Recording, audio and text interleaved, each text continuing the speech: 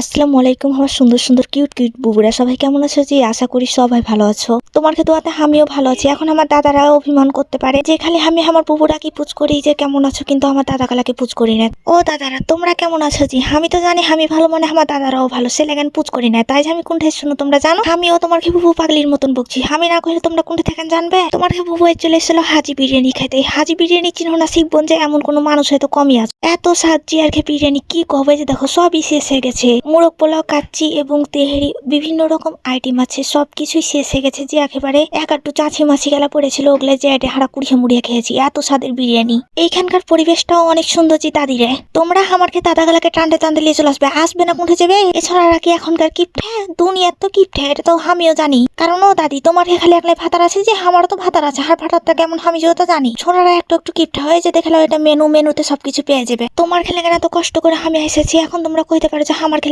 ফের কিসের কষ্ট? তোমার খেলে কেন আমার এত কিসের কষ্ট? এখন শোনার লেগে অবশ্য ধরফর ধরফর করছো। কহছি একটু সবুর করো, এত ধৈর্য হারা হলে হবে? এখন আমি যদি তোমরা কে আবল তাবল কথা কই দিয়ে তখন তোমরা কে হাজি বিরিয়ানিতে লিয়ে চলে আসি, তখন যদি খাবারের মান না ভালো হাকে যাইছিলে পেছলে করে গেল দিবে। খাবারের মান কেমন এই যে দেখো, তার জলজন্ত প্রমাণ। হাড্ডি মাড্ডি সব চাইটা পুটে খেয়েছে। তোমার খেয়ে দাদা তো সবাই ভালো থেকো, সুস্থ থাকো, আল্লাহ হাফেজ। একবার এসে ঘুরে যেও হাজি বিরিয়ানিতে। লোকেশন ক্যাপশনে দেওয়া থাকবে। সবাই ভালো থেকো, সুস্থ থেকো।